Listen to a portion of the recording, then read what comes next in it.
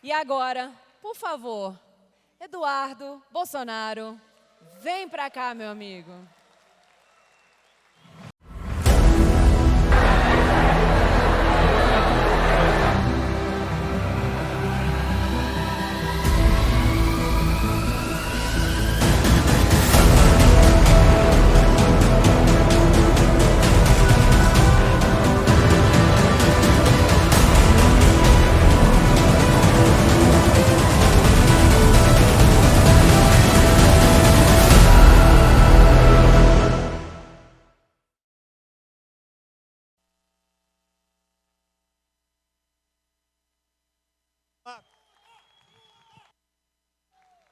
Em 1 hora eu mato, pode deixar.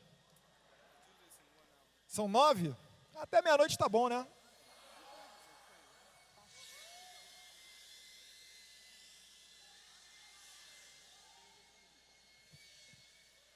Que isso? Altíssimo nível. Pessoal, eu preparei uma apresentação rapidinha para mostrar para vocês. E eu quero testar aqui para ver como é que está o tal de passar o slide. Teria como colocar, por favor, aqui a apresentação, PowerPoint?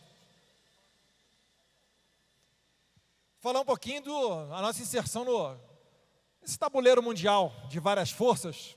Então, quando eu fizer assim... Onde é que está a pessoa que passa? Está lá atrás ou está aqui no meio? Opa!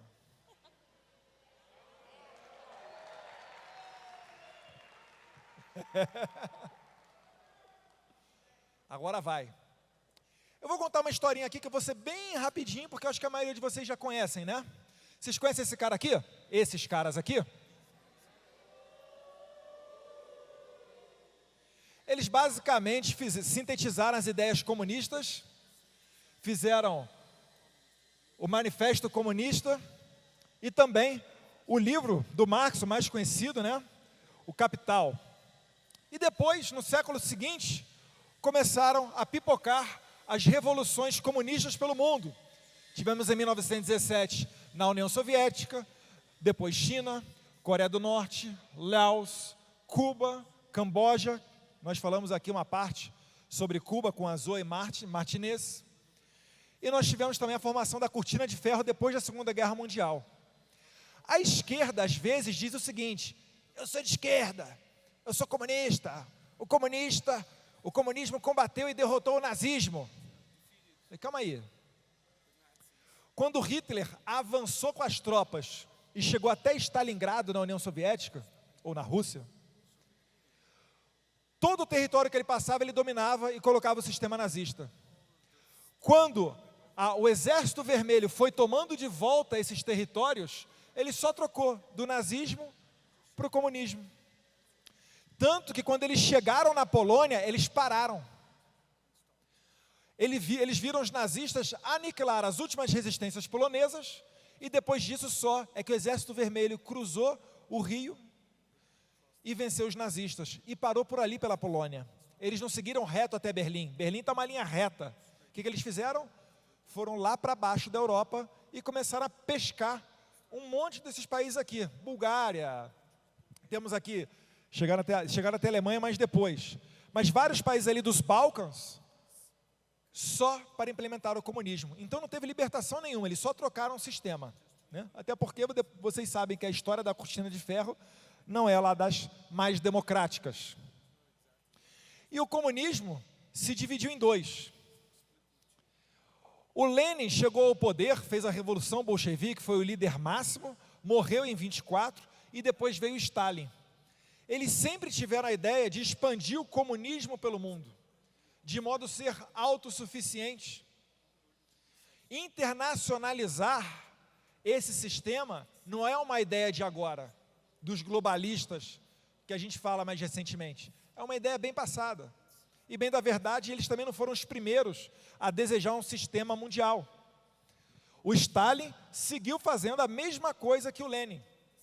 E pela força, angariava os seus apoios e os seus domínios.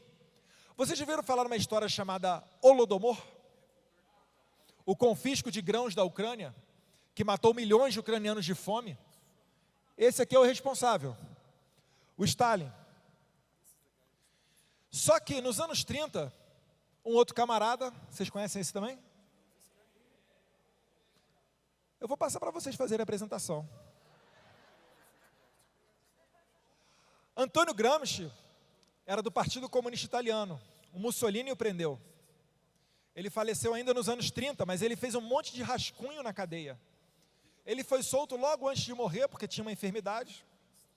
E esses rascunhos que ele fez, por nosso azar, depois uma outra pessoa organizou em livro e virou os cadernos do cárcere, do Antônio Gramsci. E ali ele mais ou menos dizia, bem resumidamente, que era muito melhor, Dr. Wagner, você tomar o poder através de uma revolução cultural do que pelas armas, principalmente no Ocidente. Porque outros países você tem um rei, você tem um czar, você tem um líder máximo, mas no Ocidente não. No Ocidente, normalmente, os países têm instituições, têm eleições, e seria mais difícil que uma pessoa conseguisse ter essa liderança toda para chegar ao poder através das armas. No Brasil, isso foi tentado. Depois eu vou falar do Khrushchev. No Brasil, isso foi tentado, a chegada do poder pelas armas. Aqui, em 1919, o Lenin fez a Internacional Comunista, né? O que eu falei, a ideia deles de globalizar o comunismo. Em 22, o Partido Comunista Brasileiro veio para o Brasil, foi aberto na cidade do Carlos Jordi, lá em Niterói. E em 35, quando esse cara aqui, o Luiz Carlos Prestes, volta da Rússia, ou melhor, da União Soviética, ele realiza a Intentona Comunista. A esquerda, uma parte dela, até hoje comemora isso aqui, tá? Eles falam, aniversário de não sei quantos anos da Intentona Comunista, como se fosse, demais. Deixou mais de 100 mortos. Tiveram militares que morreram dormindo. E outros tantos, né, mais de 500 feridos. Só para dizer que eles são muito democráticos. Mas esses caras sempre dão um jeito de dar a volta por cima e voltar. Ele recebeu anistia, acabou se tornando até senador da República, o Prestes. Só que, depois de tentar pelas armas e não conseguir, uma parte da esquerda começou a seguir o que o Antônio Gramsci falava. E começou a fazer essa penetração nas instituições. Começou a fazer a doutrinação nas universidades. E a cria do Gramsci aqui no Brasil chama-se Paulo Freire. Paulo Freire é das figuras mais bizarras, né? Eu gosto do Abraham Weintraub falando do Paulo Freire. Quando na Jovem Pan alguém fala, não, mas o Lula tem, como é que ele fala? Honoris causa, Paulo Freire, etc., querendo dizer que seria um intelectual. E, na verdade, ninguém copia o método Paulo Freire de ensino, só nós. E chegamos onde chegamos nos rankings de educação. Em 64, a gente esteve à beira de virar Cuba. Eu gosto dessa imagem aqui embaixo, aqui, que são, primeiro, são as mulheres que foram para as ruas, e como naquele tempo não tinha o WhatsApp, sabe o que elas faziam? Bilhetinho de mão em mão. Para quem acha que a guerra fica difícil sem internet, está aí um exemplo, ó. O Brasil não será uma nova Cuba. A marcha com Deus pela família, que levou milhões de pessoas às ruas e impediu que o Brasil virasse comunista. Aquela parte, né, Mário Frias, que o seu professor maconheiro de história não te conta. Pessoas nas ruas e depois uma mudança aos moldes do que o povo queria. E não foi golpe não, tá? Foi tudo seguindo a Constituição. O Congresso decretou que estava vago a cadeira de presidente da República, no dia 2 de abril, no dia 9 de abril teve uma eleição indireta, que era como a Constituição pregava, e inclusive a eleição indireta que elegeu Tancredo Neves. Todos os presidentes militares foram eleitos igualzinho à eleição do Tancredo Neves. E só em 15 de abril, o general Castelo Branco subiu a rampa do Palácio do Planalto tomando posse.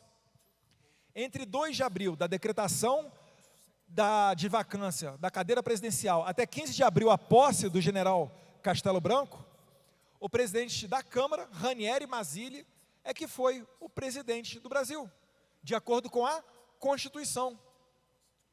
É a mesma coisa daqui a 40, 50 anos, os caras conseguirem atochar nos livros escolares, dizendo que 2016 foi golpe.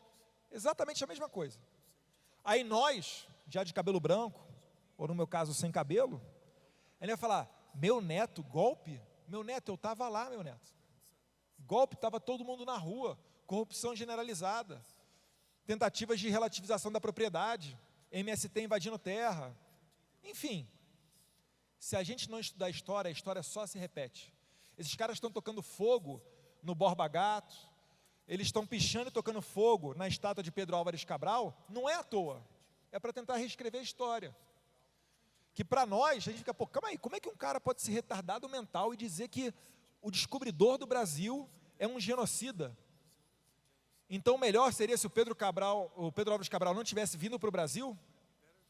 Talvez seria até melhor, se não nascesse a deputada Thalíria Petroni, que estava apoiando, né, o incêndio na estátua de Pedro Álvares Cabral. Petroni, inclusive, italiano, né? Vamos lembrar? Depois a gente vai chegar nessa história aí. Mas, enfim, nesse momento aqui ocorre também uma estratégia das tesouras. De um lado, aqueles que querem fazer o domínio cultural e se aproveitar da democracia, e do outro, o pessoal que é a favor das armas. Então, no Brasil, uma parte da esquerda, ela começa a radicalizar. É que está aqui embaixo. Vocês conhecem esse cara daqui? Agora não. Aê, quem é que falou? Vou te dar uma camisa, pode ele pegar lá no stand do ICL. Mas tem que ser membro, hein? É o embaixador americano. Cadê os nossos amigos? Minha senhora. Mas tem uma história mais interessante. Sabe por que eles sequestraram o embaixador americano? Que eles faziam troca de prisioneiros. E aqui estão os prisioneiros que foram, eles chamavam de presos políticos, né, daquela época, mas que foram presos depois na democracia também. E, inclusive, mais de uma vez, temos aqui um rapaz que pode pedir música no Fantástico, condenado no Mensalão, no Petrolão e também no regime militar, Zé Dirceu, esse novinho aqui. E aqui, infelizmente, né, a morte do almirante na bomba do aeroporto de Guararapes, lá em Pernambuco.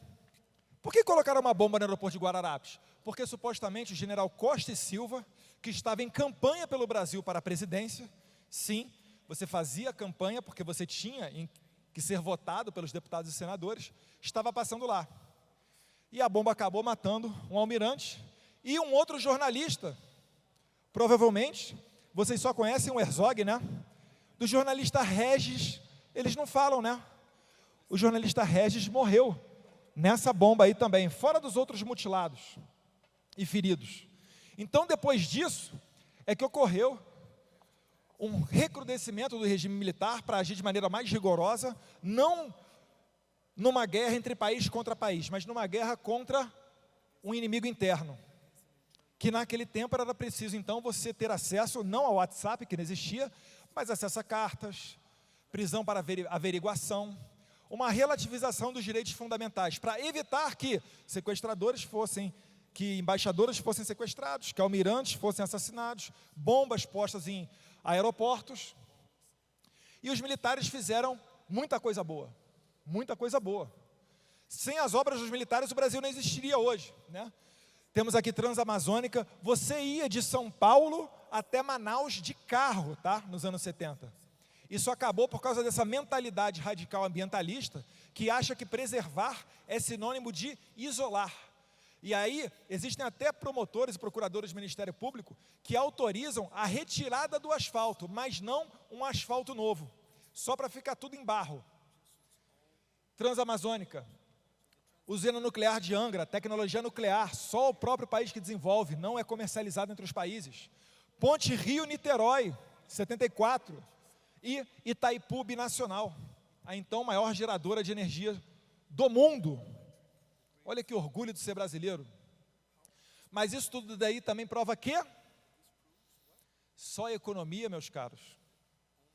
Quem é que era do Partido Novo? Eu vi alguém aqui que era, o Salles estava aqui embaixo, né? Eu vou contar uma história, Sabará. Vou contar uma história para você. Aí você conta para os seus colegas do Partido Novo, tá? Ah, volta lá. Eles perderam tantos membros, eu acho que eles já aceitam de volta, será? Que a economia, por si só, não impede de um país ser dominado pela esquerda. O Brasil saltou da 48ª para a 10ª economia do mundo, porém, deixou de lado a parte cultural. Ah, deixa esse professor maconheiro de história entrar lá na universidade.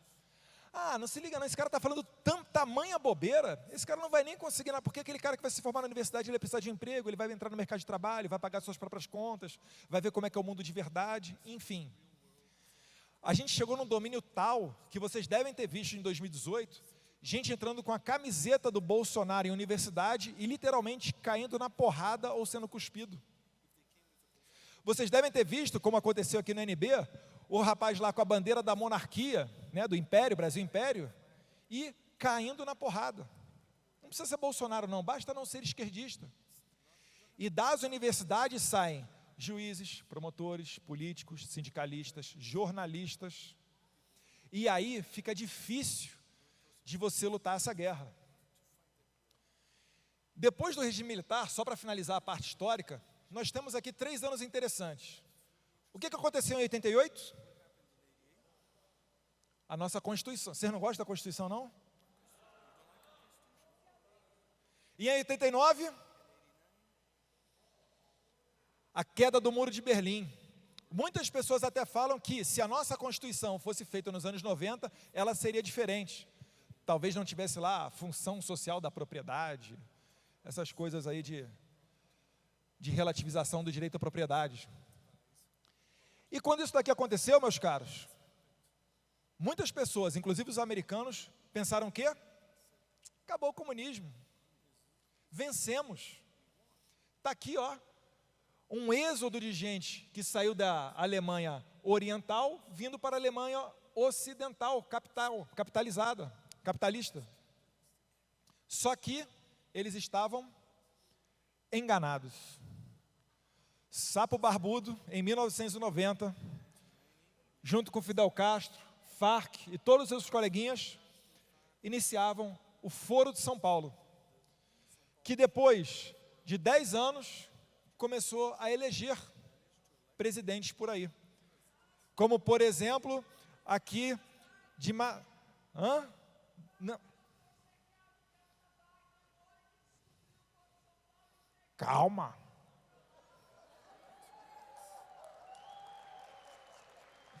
Como em 99 teve, dos nossos amigos venezuelanos aqui, Hugo Chávez. 2002 o Lula, Néstor Kirchner.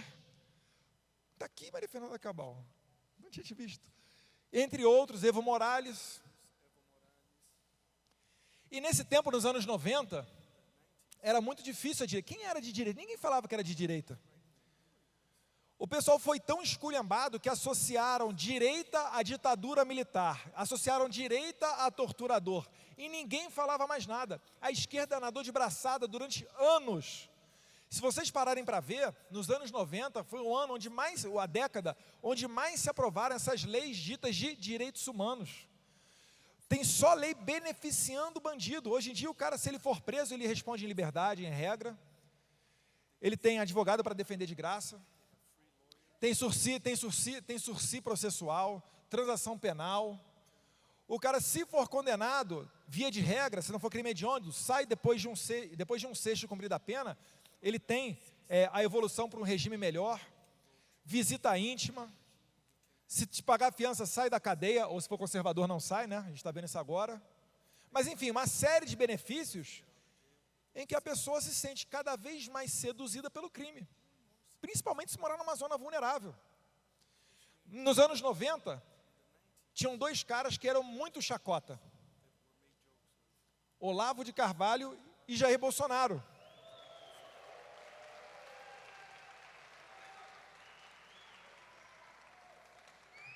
Os 2 loucos, né? Porque um falava e a esquerda, deixa esse cara falar aí, ele é isolado. E justifica que a gente está numa democracia, vai? Deixa essa voz isolada aí. E o outro falava os fatos que iriam ocorrer 10, 15, 20 anos depois. Mas até que ocorressem, era motivo de chacota. entrevista do Bial, né? Pô, como assim? Poxa, o comunismo vai voltar. Tem o Enéas também, calma. Enéas em 94 foi o terceiro mais votado da eleição presidencial de 1994. Talvez se naquele tempo tivesse internet, teria grandes chances de ser presidente do Brasil. Perdemos, infelizmente. Mas bem lembrado o nome do Enéas. E depois de tanto tempo dormindo, em 2013 tivemos uma grande manifestação. Inicialmente as pessoas foram para as ruas para protestar contra um aumento da passagem de ônibus no Rio de Janeiro. Só que a população estava tão farta que acabou-se todo mundo indo para a rua. E é um ponto marcante, porque foi quebrado o monopólio da esquerda das ruas. Porque até então só a esquerda, a CUT, só esse pessoal que ia para as ruas. Todo mundo que era revoltado com corrupção ou com vários outros temas, assistia pela televisão, mas não ia. Finalmente, depois de décadas dormindo, vendo futebol e televisão, nós acordamos. E em 2018, com a evolução desses tempos, né, em 2016 teve impeachment da Dilma, que eu não vou aprofundar aqui, mas em 2018, graças ao novo componente chamado internet, veio aí o chamado Tsunami Bolsonaro. Tem o vídeo aí de 2018, meu caro? Se puder passar, por favor, eu agradeço.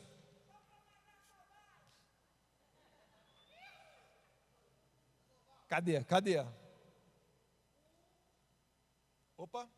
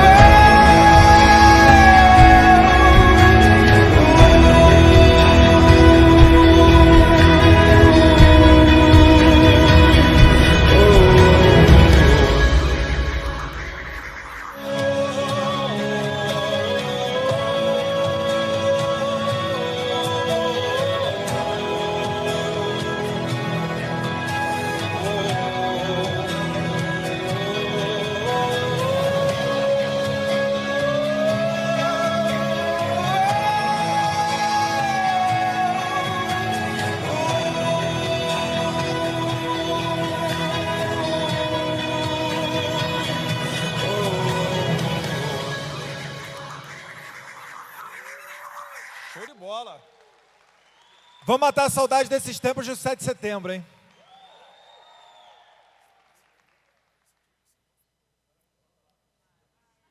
Pô.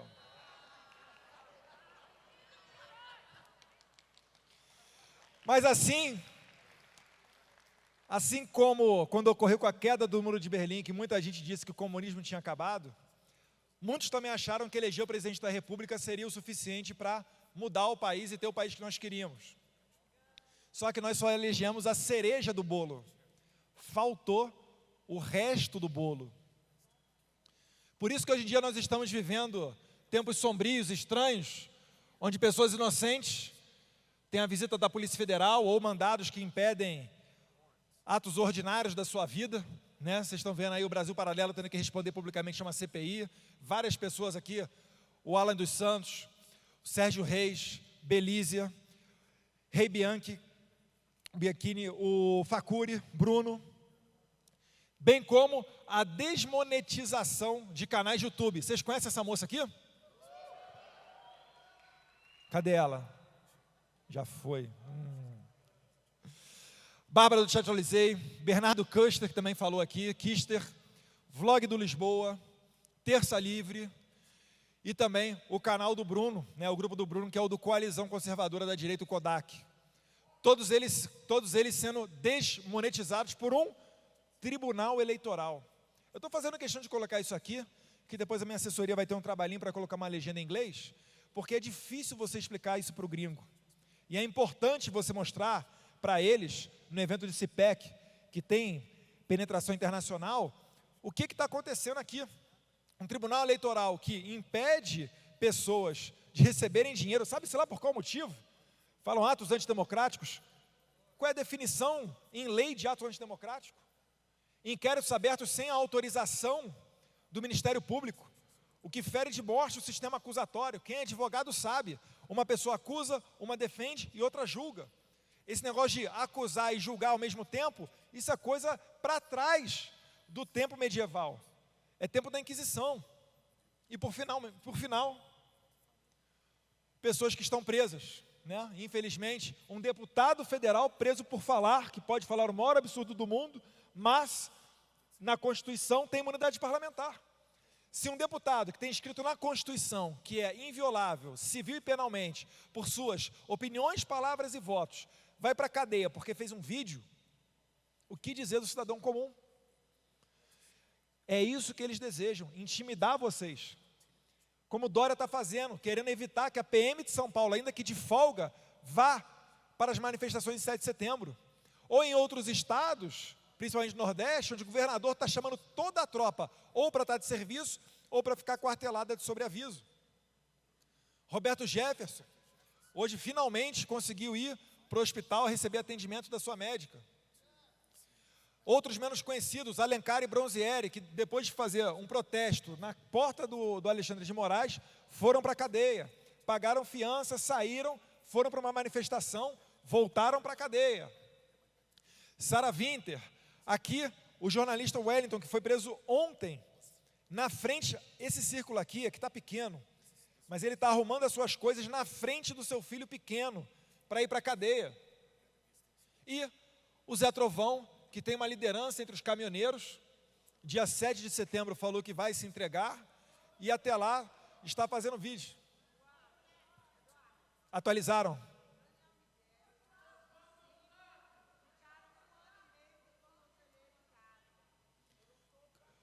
Sim, tem o Oswaldo Eustáquio, jornalista, acabou que eu não coloquei aqui. Esse quadro aqui, ele não é exaustivo, tá, gente? Tem muito mais gente que recebeu mandado, recebeu uma visita da Polícia Federal, tem muito mais gente que teve o canal desmonetizado e tem outros presos. Eu vou atualizar e vou botar o Oswaldo Eustáquio, não se preocupem, porque é importante também dizer que tem um jornalista que foi preso por essa corja. Voltando aqui para a questão do socialismo aqui no Brasil. Por que isso aqui acontece? Por que o presidente quer governar e não consegue?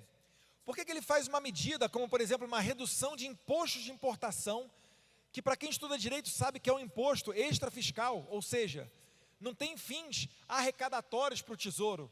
Ele não tem uma vinculação para pagar o salário do servidor. É um imposto para regular o mercado. ele sobe e desce do dia para a noite. É normal, é natural isso. Mas o presidente, ainda assim, quando reduz o imposto de importação sobre armas, o ministro Edson Fachin vai e anula a decisão dele. Isso ocorre, gente, por causa disso aqui. É toda uma estrutura que foi montada enquanto nós, e aí eu me incluo, estávamos dormindo. Quando muitos estavam anestesiados, achando que estavam vivendo uma normalidade democrática e se preocupando com outros afazeres, enquanto a esquerda, que é profissional do Estado, esses caras vivem de dinheiro público. É aquele cara que tem quase 40 anos de idade, o que você faz? Sou universitário. O cara é profissional de movimento estudantil. Nós temos aqui, só na época de eleição, tá? Manu e Haddad rezando na igreja, querendo, eles desejam essa penetração porque sabem que as igrejas são um poder muito importante e as igrejas não seguem os ditos, os dogmas da esquerda, então é necessário se infiltrar ou destruir. Por isso que todo padre, eles dizem que é pedófilo e todo pastor estelionatário. Aqui um partido bem organizado, inclusive, né, com a bandeira do Brasil ali, mais uma vez tentando entrar numa seara que não é a deles. Movimentos de rua, feministas, tem movimento negro, dentre outros ditos movimentos sociais. Na imprensa, Televisão Globo, ONGs como Sou da Paz, desarmamentista, e o Instituto Igarapé, da Ilona Zabó, que o Moro queria colocar dentro do governo. Greenpeace, que eu recomendo assistir o documentário do Brasil Paralelo, a Cortina de Fumaça, para saber a realidade desses caras.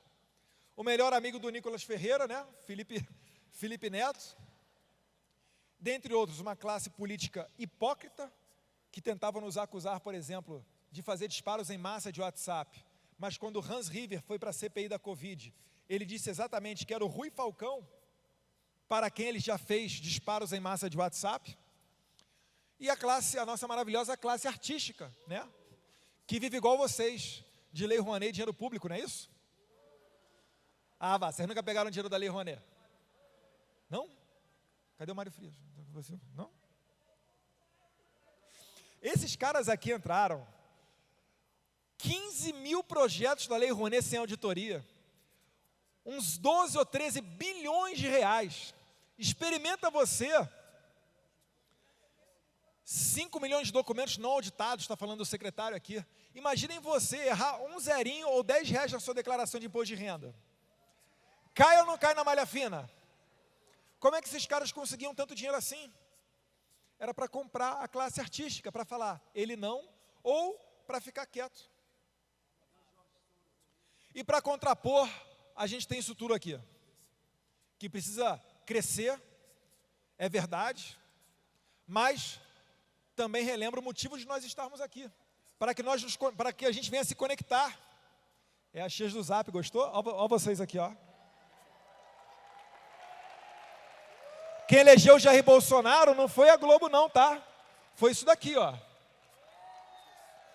As pessoas nas ruas, as tias do Zap, as lideranças religiosas, né? Os canais independentes de direita, Terça Livre, tem os Pingos nos Is, movimentos como Proarmas, documentários do Brasil Paralelo, a Brado Rádio, youtubers como a Bárbara, né? Ou o Nicolas, e uma classe ou outra de deputados bolsonaristas, para contrapor, mas nós ainda estamos engatinhando, tá, gente? Tanto que não à toa a gente troca farpa entre nós na internet. Por que isso? Porque a gente não teve, ao contrário da esquerda, décadas de debate para saber o que nós somos, o que nós queremos. Eu vou dar um exemplo para vocês aqui, ó, que é bem fácil. Levanta a mão para mim quem é a favor do homeschooling. Pode abaixar, por favor. Vocês acham que no homeschooling, aí é só para pensar, não precisa levantar e baixar a mão não. Vocês acham que no homeschooling o ideal é que o aluno tenha só uma avaliação, quando ele vai entrar na universidade, aplicar de repente para ele uma prova do Enem, para saber se esse aluno de homeschooling, se ele está com o seu intelecto bem ou não? Ou será que é melhor aplicar uma prova por ano a esse aluno? Ou talvez uma prova por trimestre? Conseguem perceber que a gente achou que concordava com tudo, mas acabou sendo não tudo? Por exemplo, armas de fogo. Vocês acham que o presidente deve liberar 0,50 para o cidadão civil, igual é nos Estados Unidos? Ou vocês acham que tem que ter um critério e segurar até determinado calibre? Isso tudo, eu sou a favor de 50, confesso. Isso tudo é matéria de discussão que às vezes entre nós mesmos a gente acaba se degladiando. Mas é normal também porque nós preservamos a liberdade. Ninguém aqui recebe mensalão e ninguém aqui é atochado nos seus direitos para seguir a esquerda, para seguir no movimento. Quem quer sair candidato sai, tem muito mais liberdade. E a notícia que eu venho trazer para vocês aqui é que ninguém vai vir nos salvar. Você e eu somos os protagonistas. É o presidente fazendo dele, é o deputado fazendo a parte dele, e é o povo fazendo a sua parte também. Nós já sabemos quem são os nossos inimigos. A gente já sabe o que a gente não quer. Alguém gosta aí do Foro de São Paulo? Lula, Dilma, Kirchner, Morales, Hugo Chávez, Maduro, Correa. E que agora tem um novo nomezinho, né? Chamado Grupo de Puebla. Essa não é uma ideologia, isso é um movimento. Sempre depois que eles são desmascarados, eles dão um jeito de mudar. As Farc participava sempre do Foro de São Paulo, até que em 2002 sequestraram a senadora Bittencourt, e ficou muito feio na foto se dizer, né? Pô, as Farc faz parte do Foro de São Paulo. Então eles tiraram, mas só formalmente. Tanto que o Lula depois aconselhou as Farc a virar um partido político, e hoje eles são um partido político até com assento no Congresso Nacional, graças às cotas que o ex-presidente Santos deu para as Farc, indo contra o plebiscito. Pode ter mudado de nome, mas segue sendo Farc. O que eu fiz agora prestando satisfação a vocês? Em 2018, eu não conversei com meu pai e falei, pai, fui eleito presidente, bacana. Poxa, deixa eu dar uma volta aí pelo mundo para começar a fazer uns contatos, tentar organizar um movimento, fazer alguma coisa. Eu não falei nada disso com ele. Em 2018, eu fui, salvo engano, com o Felipe Martins, com Coimbra, estava lá também o Gerald, que está por aqui, que nos ajuda muito em Nova York, e tive uma rodada de cerca de 30 mesas em Nova York, Washington e Miami, com fundos, com empresários, com pessoas de destaque, só para passar o recado que, olha, o Brasil não é mais aquela corrupção do tempo de Lula e Dilma, não. Agora a gente tem um presidente e um governo novo que é honesto e vai acabar com o socialismo no Brasil. E para minha infelicidade, meu voo indo para lá ainda atrasou. Eu cheguei direto, foi lá em Washington, direto já para as mesas de reunião. Com inglês, que a mídia adora fazer chacota, né? Tá aí, a principal foto que circulou dessa minha viagem. A imprensa fazendo chacota, dizendo que eu era um baba-ovo do Trump. Ele botou o boné do Trump com terno e gravata. Enfim, as maiores baboseiras possíveis. Dei uma entrevista pela primeira vez para a Fox News. E o que disseram? Análise do inglês do Eduardo Bolsonaro. Gente, eu vou falar uma coisa aqui, principalmente para os mais jovens. Se você trilhar o caminho do certo, do justo, do correto, sempre vai ser mais trabalhoso. Sempre vai ter espinho, mas é o único que nos garante botar a cabeça no travesseiro à noite e dormir tranquilo. Peguei um pouquinho da experiência americana, da cultura deles, de doação, fundraising, organização e etc. E fiz o meu primeiro evento lá em Foz do Iguaçu, a Cúpula Conservadora das Américas. Se lembra, senadora? ¿Te acuerdas, senadora? Por supuesto que sim, não? Falar espanhol tem que botar a língua no meio da boca aqui. E depois, o primeiro encontro entre o presidente Bolsonaro e o presidente Trump, em março de 2019. Eu vou contar essa história rapidinho, porque a gente tinha combinado o seguinte, olha, se for para alguém entrar com o presidente Bolsonaro, a gente estava na Blair House, né? Estava eu, Felipe, o presidente, etc. Ele falou, se for para entrar alguém, entra o Felipe. Sabe muito bem de internacional, manja tudo, dá assessoria perfeita para o presidente.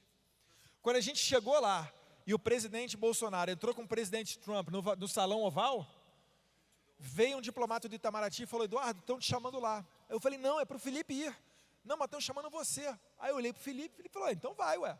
Aí eu fui lá e entrei. Fiquei ali no canto.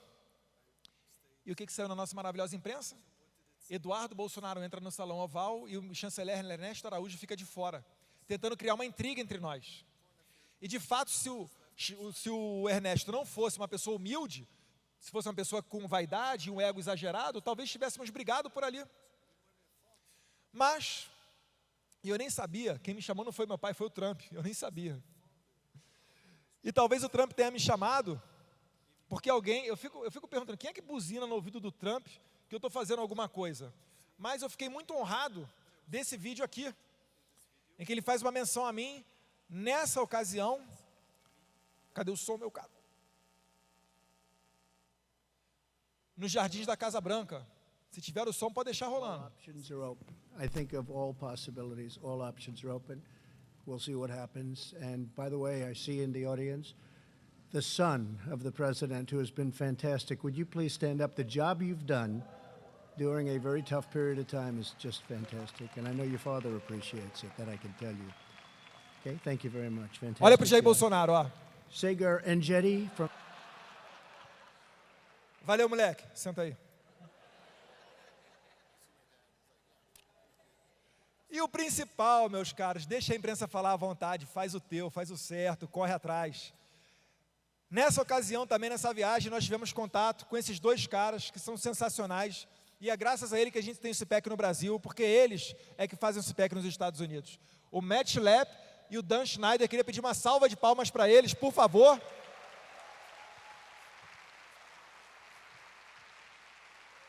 Porque a gente dá uma dor de cabeça desgramada para eles lá, tá? Demanda demais. Então, Matt, Dan, muito obrigado pela ajuda de vocês. Muito obrigado por nos permitir fazer esse evento aqui hoje. Na sequência, nosso amigo Charlie Gerald, a Mercy, que é a esposa do Matt Schlapp, a gente fez o CPEC lá em São Paulo, em 2019. Quem é que estava lá? Ó, boa parte, ó. Aqui era de graça. Não, tinha que cadastrar só. E ato contínuo, também nesse CPEC, eu e o Sérgio Santana, a gente teve a mesma ideia. Vamos profissionalizar isso, criar um CNPJ, abrir um instituto, fazer curso de formação, alugar uma sede, fazer encontros, reuniões, eventos. E aí a gente criou o Instituto Conservador Liberal, que é o caminho pelo qual a gente está realizando o CPEC aqui. Tive a minha primeira participação, o primeiro e único brasileiro, até onde eu sei, a ter um local para falar no CPEC lá nos Estados Unidos. Olha a importância do nosso país cada vez maior.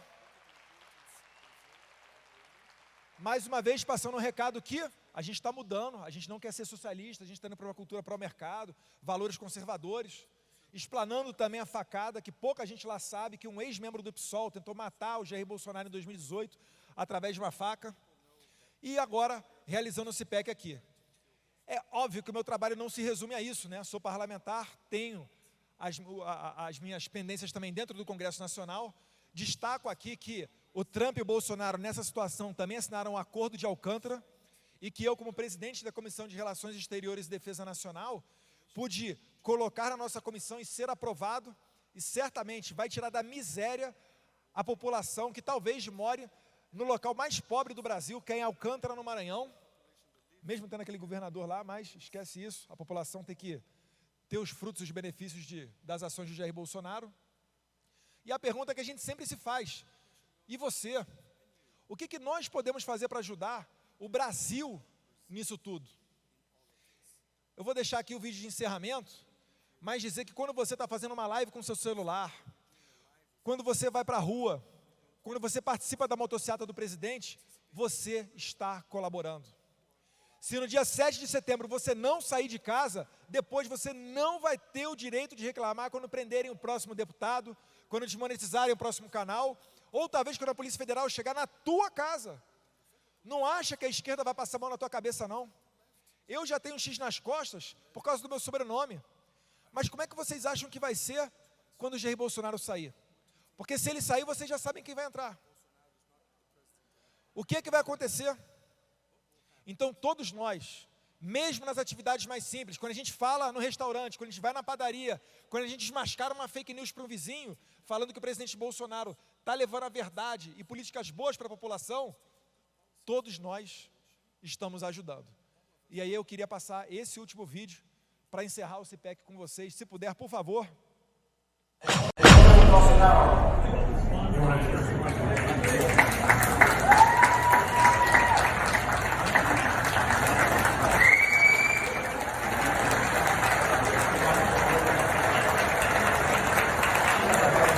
This individual has been a career police officer, a graduate of law school. He's got the greatest number of votes for Congress in the history of Brazil. He's the third son of the Trump of the tropics, President Jair Bolsonaro of Brazil. Well, next October, remember, about 30 days before this monumental midterm election, he's going to face, his father, Jair Bolsonaro, is going to face the most dangerous leftist in the world, Lula, a criminal, a communist, and supported by all the media here in the United States, all the left-wing media.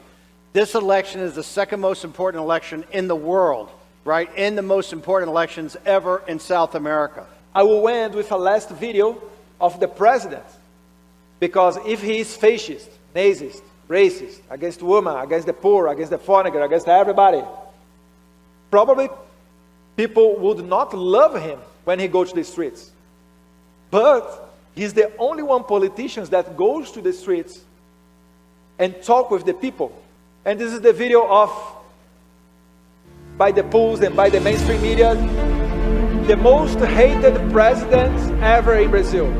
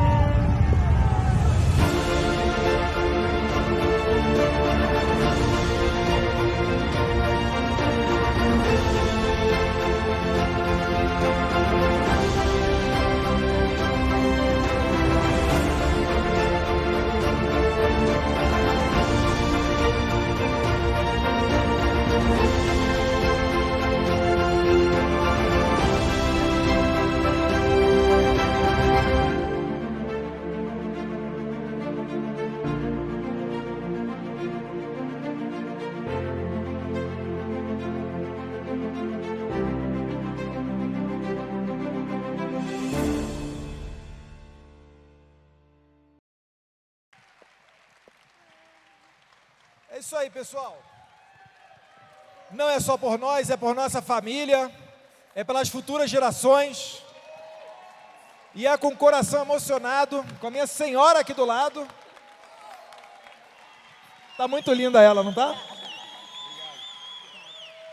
Agradecer a Dani também e o Sérgio Santana, que fizeram um excelente trabalho. Dizendo que ano que vem a gente também tem um encontro marcado no próximo CIPEC, que não tem data, né, Sérgio? Mas que certamente será realizado. Então, muito obrigado a todos vocês que vieram até aqui. A gente agradece de coração. Infelizmente, tivemos apenas 50% de ocupação devido às restrições da pandemia. mas eu espero que todos vocês tenham gostado de estar aqui e tenham trocado experiência e contatos.